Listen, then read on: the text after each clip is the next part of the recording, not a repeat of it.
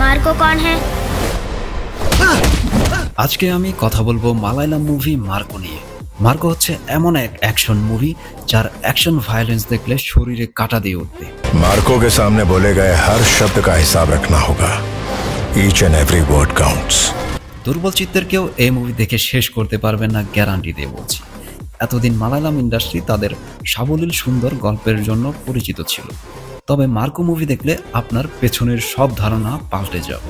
Top notch অ্যাকশনের সাথে অস্থির ব্যাকগ্রাউন্ড মিউজিকের কম্বিনেশন আপনার হৃদয়ে শিহরণ জাগাবে।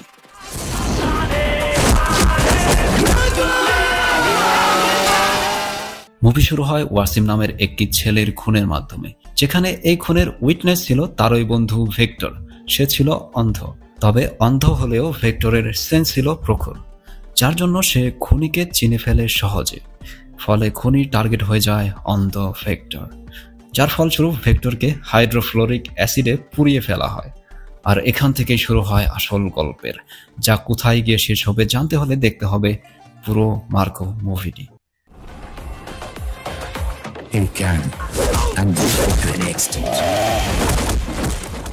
দুর্বল চিত্তের যারা আছেন তাদের জন্য এই মুভি না দেখাই ভালো।